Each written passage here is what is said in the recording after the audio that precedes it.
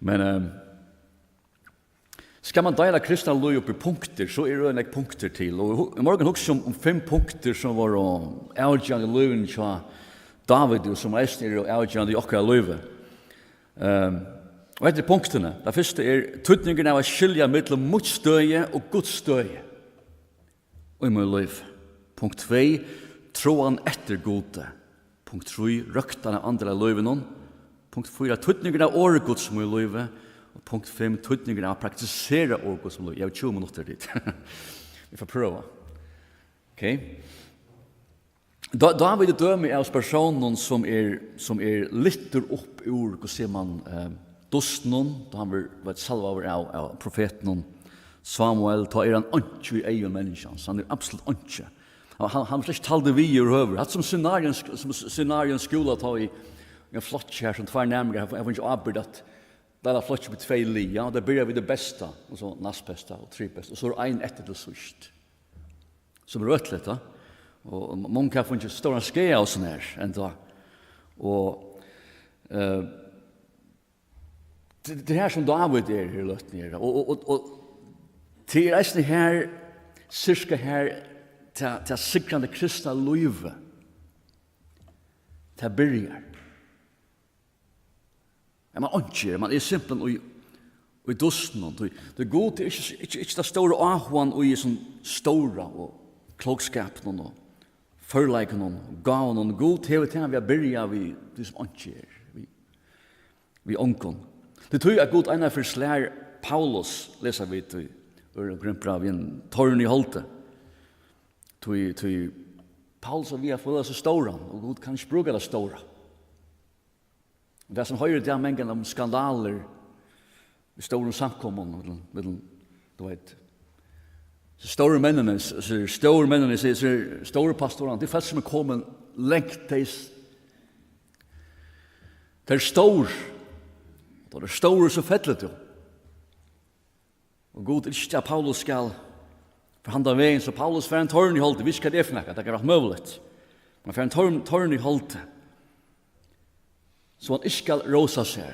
Han kan komma längt, han gör stor ting. Han har alla grund till att rosa sig, man ska säga mänskligt, ja. Men Paulus må inte rosa sig, det må vara mer god än Paulus. Och Paulus skriver att han säger kraftgods, han säger kraftgods vill de bära inte I styrke, förlägga och status, men han säger I veiklägga. Så Paulus, god inte Paulus skal, hans kraft skal bära I veiklägga Paulus här. Det Paulus inte är. Och det här som David börjar, han börjar I dusten. Och det att man med jöken listan av batchen som du vet nekmera fullkomner och du vet angel de ständer röntina och så minns jag till ett litet batchen och ja marschen som texter säger någon och du vet god ser inte som tar en nyttoan virslesan lite smadrongs men säger här han ser god ser en kong. Han ser näka som han kan börja vid det lustla och rejsa upp till näka störst. Och så Pat skriver I sina brev kapitel 5 vers 6 han säger ej måste tog under väl till han Guds alltså nirduste god brukar inte stora ej måste under väl till han Guds han har tog syne kan se det till högt och tog syne men först måste nirduste det här som god arbetar. Och han man kan säga att det också om bara tog en för skötter. Nästa punkt David tror efter gode. Till reisne tutning. Jag kommer inte lägga långre än det. Som tror att det gode för och du vet så stäck upp. Jag må vilja gode i mitt liv. Och Johannes skriver när kommer sina brev att älska god, alltså kärleken till god. Det är inte bara det vad det möter en gång och jag vill för god du vet och god och min herre men jag vill älska god. Jag tror efter honom. Vi såg att många Guds män och Bibeln Gustav brukar tog samman vid god. Gustav säger att allt tog av till god. Jesus ett döme. Så han brukar tog samman färgen. För tull upp på måtten morgonen brukar tog samman god. För när han hör fjötler brukar tog samman god. Till Jesus, till 4 männen Jakob. Vad var galtan för Guds männar? Och gör Guds. Og det nekka vi til å gjøre at vi smakka god, og Bibelen tåser meg til at smakka god og blod avhengig, kan man si, av god. Synner Kåra skriver så i Solomon at betre ein dævor og i forgården gods, betre ein dævor vi gode enn 1000 her. Her skal smakka akkurat. Betre ein dævor enn 1000 her. Og tar skriver seg velkjente årene som Jørsten troar, etter vattnet så troar salmoen etter ter god. Det er Salmor 2:42. Salmoen tister etter gode, hinn levande gode. När skal jeg släppa stuja innenfor ansjån gods. Det er stersk år. Bara smakka akkurat. Og da blir man å troa. Og David hei eist hessa troanna etter gode. Det er det som er så spesielt ved David. Salmo 3:2 skriver David at han sier, god vårs god moin er søkje til orla. Salmoen tyster etter ter, holder moin og landjes etter ter i torre lande, som ligger måttlest utan vatten. Han sier, sånn ser vi hukt etter ter i halgjedånen, for jeg suttja veltukt og dårtøyna. Tøy nøye tøyn er betre enn liv, sier han. Vers 6 sier han, ta jeg minnes til jeg lever moine, hugsa til og nottar vøkon. David troai etter god. David hei smakka god. Og troan etter god er så omertelig avgjørende for vøkstren og kvaliteten og kraftene og i munne kristna liv. Det er det som skaper vøkster. Eller til vitilta. Det er byrjan til vøkster. Tredje punktet. Og livet til David er røkt. Han her var inn i et mikrofelt. Et evne her. David røkta i sutt andalige liv. Så vi låser David for tullig opp. Søkte god. Orla, han byrja i dagen ved god. Og det er det som er så omøtelig som har tøtning av liv. Vi byrja dagen rett. Vi byrja dagen ved god. Og Arne bostan tenn, og Arne gjør snakka anna. Byrja dagen ved god. Og se tøy av til det. David gjør det til. Og i Salme 5:4 sier han, Herre, om morgenen høyre til rødmøyna, og morgenen ledg er mal mukt framfyrir til, sier han, og så bøye. Så bøye. Altså, jeg bøye god, og så bøye. Jeg vet ikke hva mener vi at han er stiller han løtte, bare lette god til at det, eller man bøyer etter god sværer. Jeg vet ikke hva mener vi er, men han bøyer og han bøyer. Og han gjør det morgenen ørlig. Hatt er for å kolvelta tøyt liv, om det bøyer på hatta hver morgen. At han legger en grunnvått for atlan dagen. I Salme 5:8 leser vi at David ber trutja for dagen, han ber morgenen.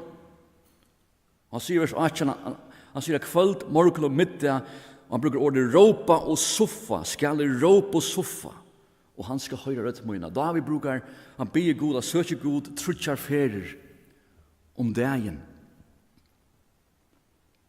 Daniel 17 ber eisne trutja bøder om dagen. Og vi leser i Apostlesøvne at det ber fasta tøyer til kristne. Fasta tøyer kvønde. Onker sagt ja, etter kyrkjøen at apostlene er alløgt og de kristne ber trutja bøder om dagen. Hva passar? Jesus ber eisne såleis. I Salme 119 vers 4 leser vi at David hei tjei takkarløtter om dagen. Så han ber trutja bønner om dagen, han vil tjei takkarløtter om dagen. Han sier tjei for om dagen, lov jeg til for rettvise lover tøyner.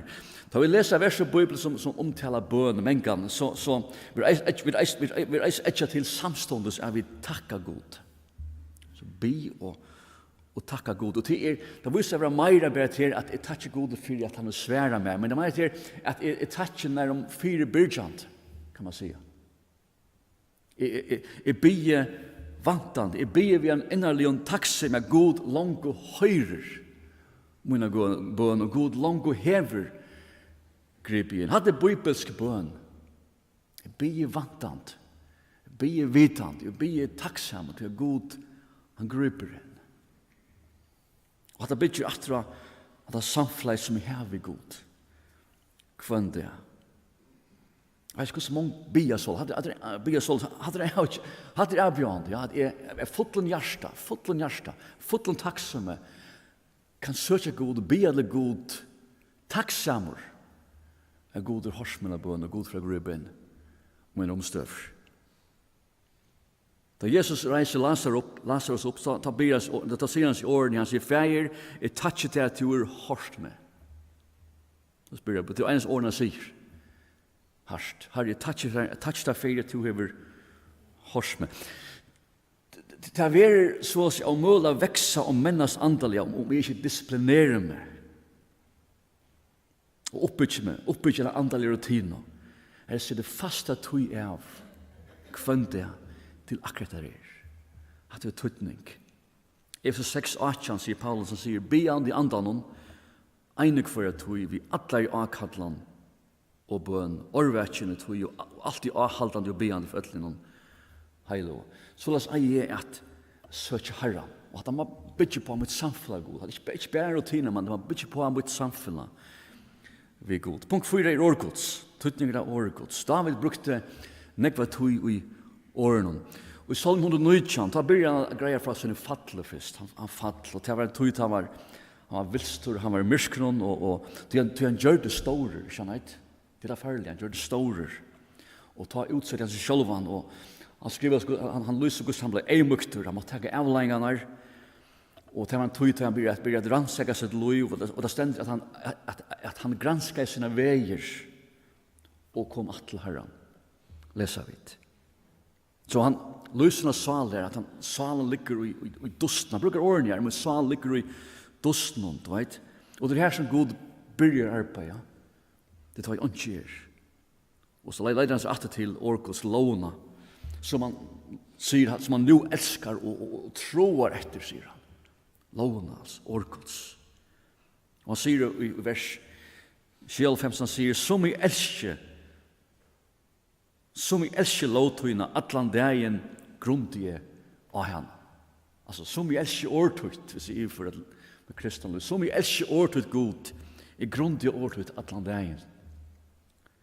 Vers 11 sier han, jeg går meg årtøyt i hjertan, for jeg skal ikke synda mot det her. Altså, David leser årgods, David grundar årgods, David går meg årgods i sin hjertan.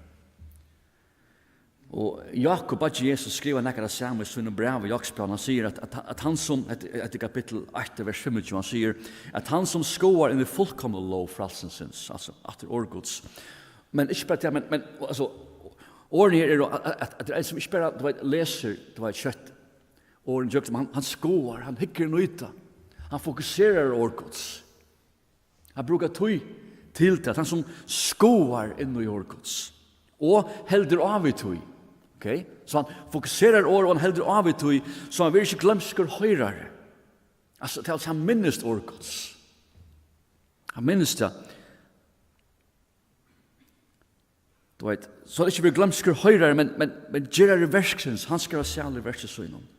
Så han sier bare til å høyra, til å lese, at fokusera det, at gjøre det avhaldande, og så at minnast det. Det han sier her. Enda mal vi tog til punkt 5, til å praktisere. Praktisere årgods.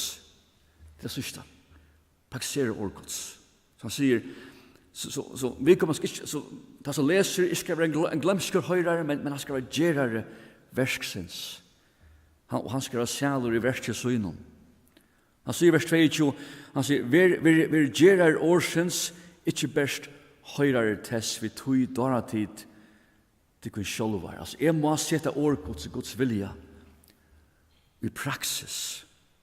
Ikke bare lese høyre det og grunne det og minnes det, jeg må sette årgods og i praksis. Jesus sier, han sier, søk først rydde Guds og Guds rattvis, altså Guds vilja, og så skal alt annet være givet til kun omfram. Det er her det begynner.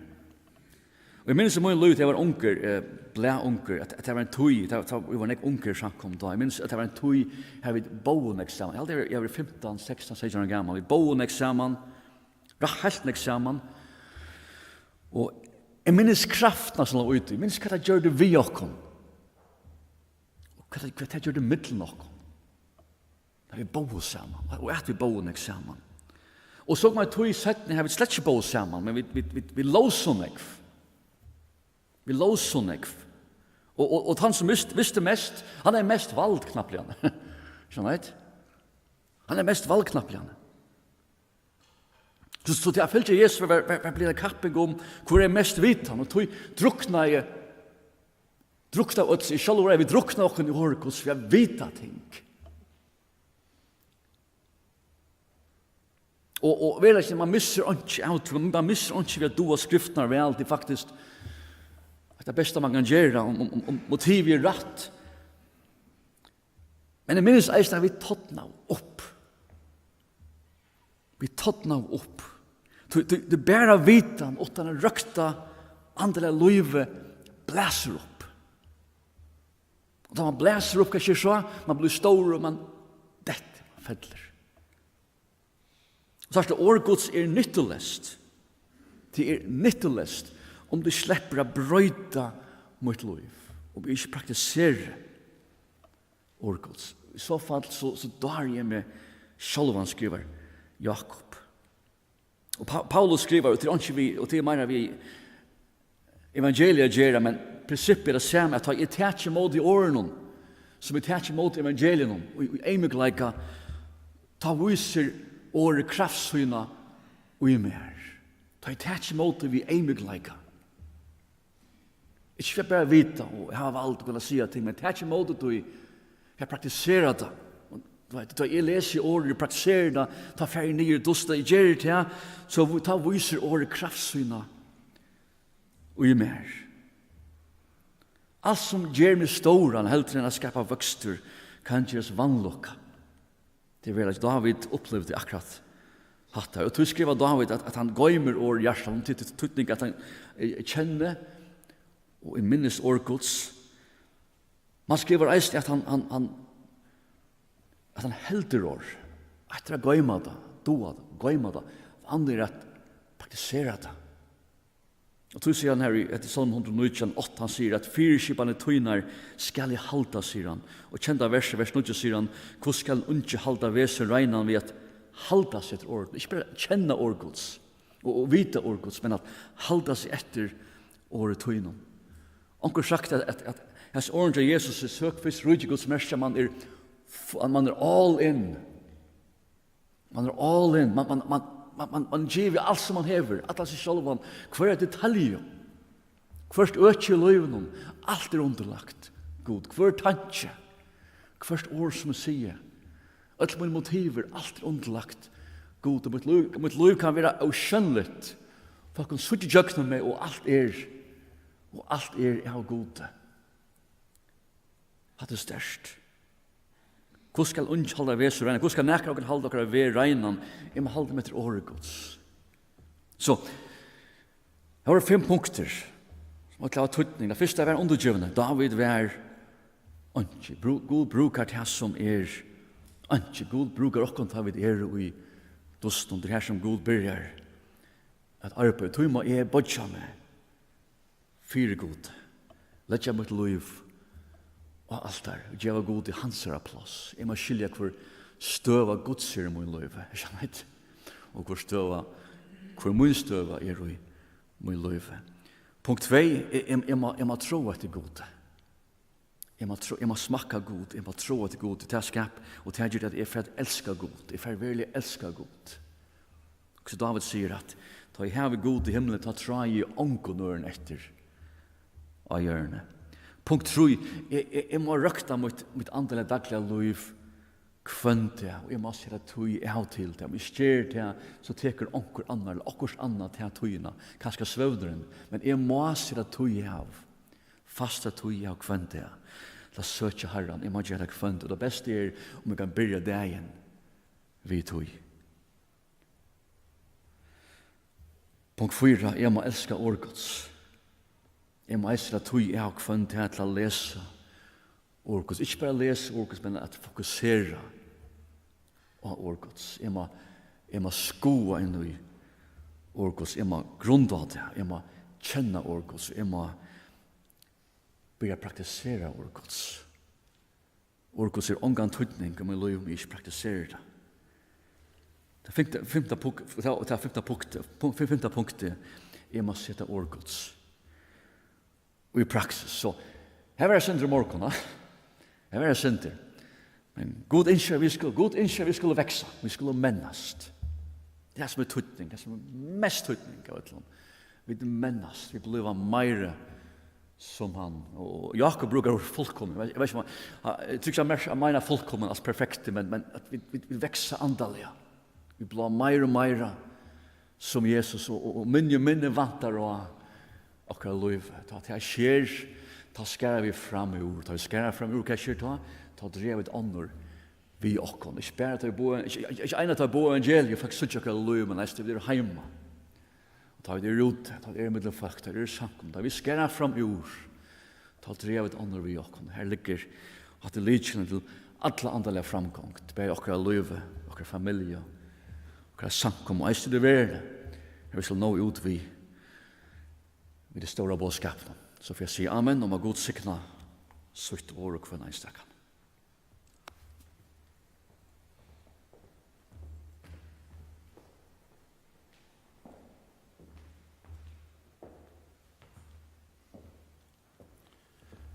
Takk for